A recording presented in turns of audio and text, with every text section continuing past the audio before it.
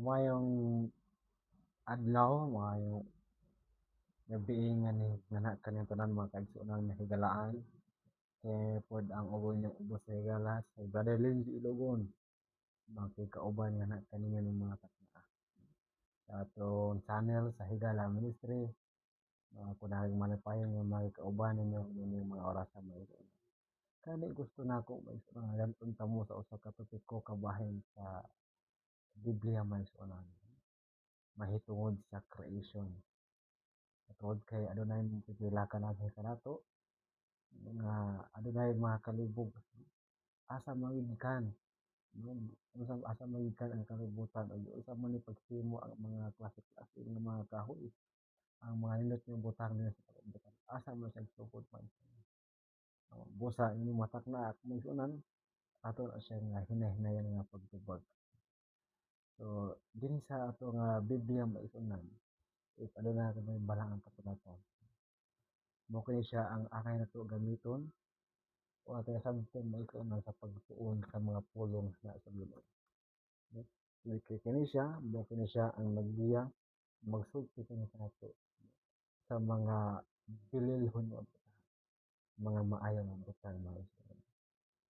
Kini mo oras ato ablihan atong Biblia maigsuonan. Mga kami Biblia sa mga kaliran sa inyong mga tapad sa ato nga mga palibro sa mga ato akwaon ini atong ablihan. Kaya ato pantawon maigsuonan ang nindot nga pakisulti ni Ginoong Hesus sa kanato nga mga oras. Gani magsikot man ta maigsuonan sa creation. Creation nga pagkahimugso sa kalibutan. No? Adunay record maigsuonan nga ato ma-prove nga ang kalibutan adunay nagbuhat. Ikaw ug ako karon nga naglantaw, naminaw ni mga orasa. Ug ano ka mo maigsuonan nga adunay nagbugna luyo sa asa ta karon, luyo kung unsa ato sitwasyon karon, adunay nagbugna nga natubag. Gani sa Genesis 1:1 maigsuonan. Mo kini siya ang pinaka matawag nato nga common nga verse.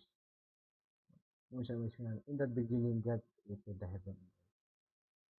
So usa kuno maigsuonan ang sulti sa silganan gibuhat sa Dios ang langit ug ang yuta. No? Nagbat nag nagpunto maigsuonan nagpasabot siya nga ang yuta, ang kalibutan, ang langit wala siya ni nahimugso, wala lang siya nagikan sa gamay nga mga butang nga nahimo man porma nga dako dako nga pagkataod-taod pagkapila ka mga tuig ka billion years pagka trillion years nga isunan adunay mga ah, mga living things nga nagkamang no dili nga ang pagkahimog ang pagkakuan sa kalibutan may isunan no ang Biblia nagsulti nga kanato nga sa pagka sa pagkaniana nga taknaan gibuhat sa Ginoo ang langit ug ang mao nga no? So gani maigsuon na no? Matong ato angay tun-an bitaw angay hinumduman mga nagpasangkot na siya nagpasabot siya nga ang Ginoo God is eternal creator of all existence.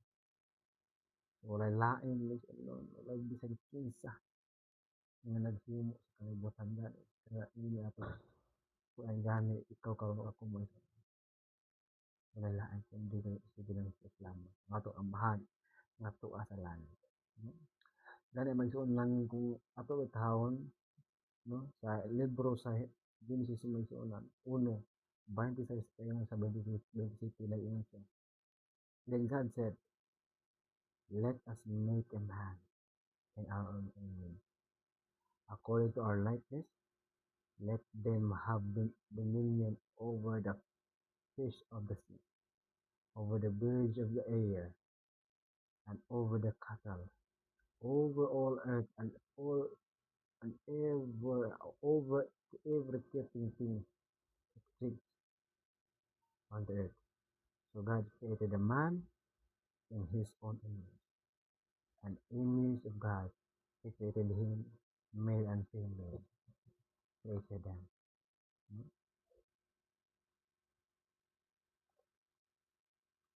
Ang Biblia rin may isuunan. Sumalan ito ang gibasa ka ganiya. Usa kayo siya kadako nga truth. Ikaw ug ako karon nga sama. Kitan ka lang karon. Ikaw nga naminaw karon. Aduna day usa ka amahan nga tuwa sa langit nga nagmubuhat nga naghatag ka natong authority sa mga butang nga atong palibot. Galay so ano to ang duman gibuhat ta sa Ginoo susama sa iyang panagon. Pasabot na isuunan iya kitang gihimo pinaagi sa iyang gugma. Walay kulang na isuunan. Wala natay ilong, natay dunggan, natay bakba, natay matanda isuunan. Mo kana siya ang gugma sa Ginoo sa aton. Human being are created in God's image. Equal dignity with divine purpose. Stewardship. Buhat kita sa ato ang mahal na to sa langit equal with a divine purpose. Especially pag sa unang stewardship. Mga pinyalan. Kani sa Exodus 20 may sa 11. Maupukin siya ang paghitabo. Ang adiin, for in the 6 days, yun siya may sunod. The Lord made the heaven and the earth. Sa ulong kanu kaadlaw may sunod, himo sa Ginoo ang kalibutan. The sea and all this attend and rested on the 7th day. Notice ba yung sunod? Atong lang taon, nahimo nga na-link ang mga sabat nga ato nga gituluan lang sa mga previous nga mga video. Muna may sunod nga atong lang taon. Therefore, the Lord blessed the Sabbath day and holiday. So, dili na siya mahimo nga question like kato nga ang kalibutan din adunay gihimo kini sa atong amahan nato sa langit. Kani mo kini siya ang pinilhan nga mahimo kini siya nga pinilhan mo sa mga isa. Kung ano adunay sabat. Creation, national, is the foundation of the Sabbath. Ang pagbuhat sa kalibutan may sunan usa kini siya ka mao nga haligi kabahin sa adlaw nga ipapawalay mga isa. In Colossians 5 verse 16 may siya, for by him all things were created. Kisa man ang by him, kisa man ang him. Was the God in heaven. By him all things was created. Maka na siya and that are on earth, visible and invisible. Whether thrones or dominions, principles or powers, all things were created through him and for him. Ang unang ibiningiso sa sulti nga nakrato nga siya di ay ang nagbuhat sa mga kalibutan, naghulma sa mga tao, naghatag og authority sa mga tao, naghimo sa mga sabat na sa ipapawalay. Jesus Christ is an active creator of all things. Active ang ito. Means, nahimo siya nga tao, internet. Hebrews 11 may sunan, 3 mayon siya. By faith we understand that the words were framed by the word of God. Pinagi sa ato nga pagsabot na isang pinagi sa ato nga pagtuato gid masabtan nga ang kalibutan gihulma kini sa Ginoo pinaagi sa pulong pinaagi lamang sa Panginoon.